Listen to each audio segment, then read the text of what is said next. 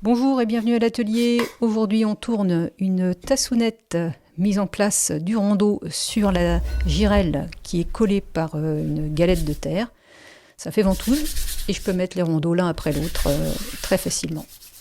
Donc je m'édifie un petit peu, je mets ma boule de terre qui fait 390 grammes et je vais centrer évidemment pour commencer cette boule de terre, centrer très soigneusement. Donc on met de l'eau. Première partie, j'appuie avec la main droite vers le bas et la main gauche est là en soutien. Elle empêche la terre de s'étaler trop large. Là, c'est encore la main droite qui travaille avec la tranche en faisant un effort un peu incliné et la main gauche commence à travailler aussi. Là, c'est la partie montée de terre. Donc, je serre entre les bouts de doigts de la main droite et le prolongement de mon avant-bras gauche, la base de la paume. Je serre la terre et je monte. Ça permet d'avoir une terre très homogène pour pouvoir travailler ensuite. Et là, c'est la main droite qui pousse vers le bas et la main gauche qui génère la forme de la terre. Il y a mon petit doigt de la main gauche qui fait la base. Mais cette base-là, je vais l'affiner encore, son centrage avec le majeur là, de la main droite. C'est important, j'aime que ce soit parfaitement centré. Là, c'est le bout des doigts de la main droite qui finit le centrage très précisément. Il faut toujours qu'il y ait suffisamment d'eau, il ne faut pas que ça accroche. Donc dernière phase, là je termine ça bien propre avec la tranche de la main droite.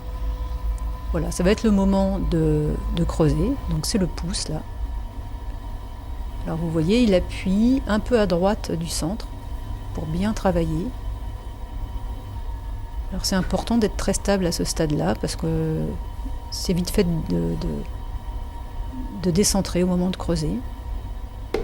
Et là, je vais avec la main gauche faire une pince entre mon majeur et le pouce de la main gauche qui appuie vraiment à la base du pot pour prendre la terre en pince et hop, la monter en soignant la courbe intérieure.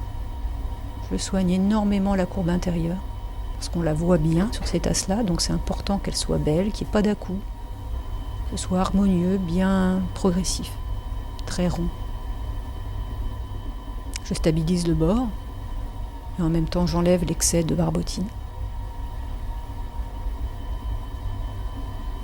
Là c'est encore la main gauche avec le bout des doigts à l'intérieur qui génère la courbe intérieure et je reprends encore en pince pour faire une deuxième montée de terre. C'est vraiment la main gauche qui travaille, la main droite elle est là en soutien pour stabiliser.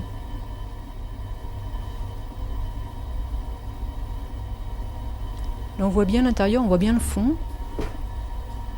Donc il y a un petit peu d'eau que j'enlève pour voir la courbe et pour la terminer avec le bout des doigts de la main gauche, qu'elle soit bien harmonieuse et aussi pour presser la terre, que ce soit bien dense au fond.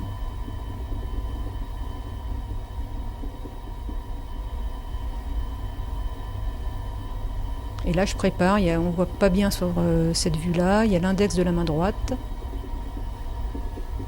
qui prépare la montée de terre suivante, qui va se faire cette fois entre la main gauche et la main droite.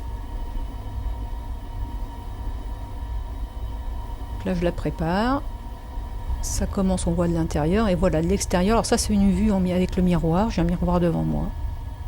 Et c'est le bout de l'index de ma main droite qui est en face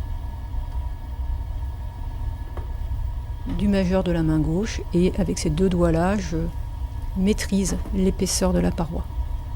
Je resserre un petit peu pour éviter qu'il devienne trop large, après je devrais le resserrer, donc il faut que je veille à ce que ça s'écarte pas trop, sinon ce sera difficile de le resserrer. Et là je fais encore une autre montée de terre, la dernière, entre ces deux mêmes doigts, en maîtrisant bien l'épaisseur.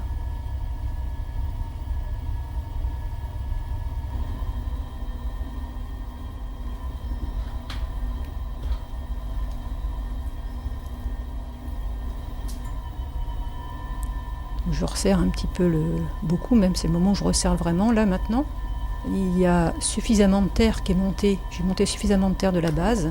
Maintenant, je vais plus travailler sur la forme et sur le haut de la tasse. Donc là, c'est la génération de la forme. Donc c'est l'index de la main droite qui va... il n'y avait pas assez d'eau. Il faut que ça glisse bien. Si ça accroche un peu, c'est comme ça qu'on décentre. Voilà, donc là c'est toujours entre le majeur gauche et l'index droit que je fabrique la forme, le bombé de la tasse. Et l'étrusquin, les deux repères sont là pour que j'ai un repère visuel justement de la taille du ventre de la tasse pour les faire régulières à peu près toutes pareilles. Alors il y a une distance entre les deux, donc évidemment cette distance-là je l'ai dans l'œil, il y a quelques 3-4 mm.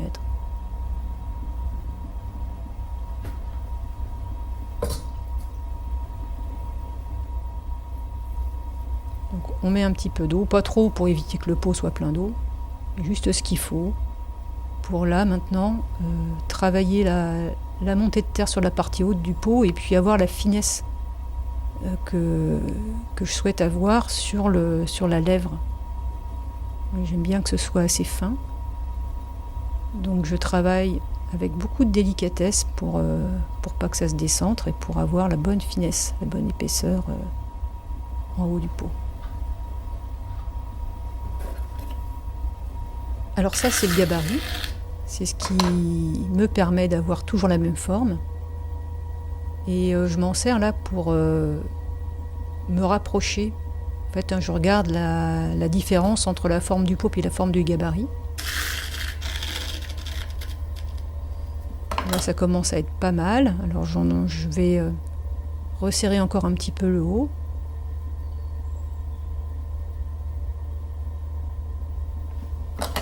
Et là, je vais appliquer le gabarit, voilà, me faire toucher la terre en appuyant en contrepartie l'intérieur. Alors ça essuie la barbotine et ça fait une forme exactement celle du gabarit. Alors c'était important d'être déjà tout près de la forme parce que si on est trop loin de la forme, en appuyant, on risque de tout massacrer. Il faut faire ça très délicatement. Et là, c'est la fabrication de la lèvre, donc l'ouverture du haut.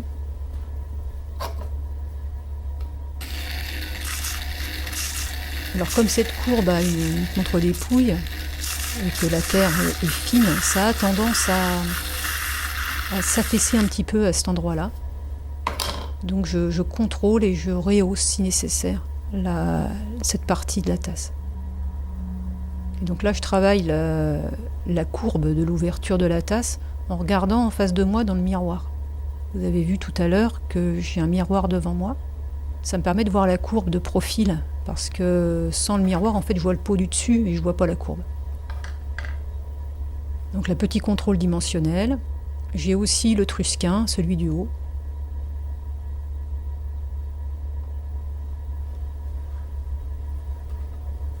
Pour avoir la même ouverture d'un pot à l'autre.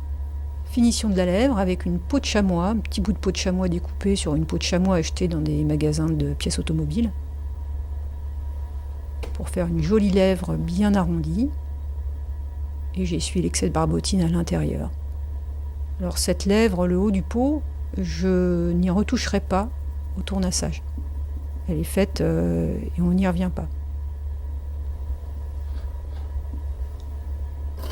Quand je suis satisfaite, je peux enlever mon repère, le trusquin, et je vais finir le fond. Donc déjà en enlevant le petit excès d'eau qu'il y a au fond du pot. Et je passe avec une cuillère en bois pour tasser et faire le dessin de la spirale au fond du pot. On va avoir une finition bien propre et encore une fois... bien finir la courbe au fond du pot.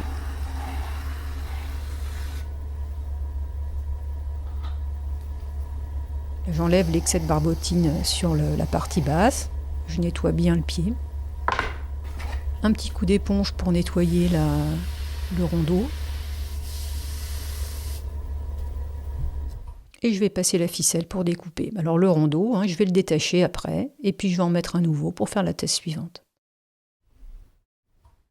Voilà, une tassounette de fabriquer. Merci d'avoir regardé. À bientôt.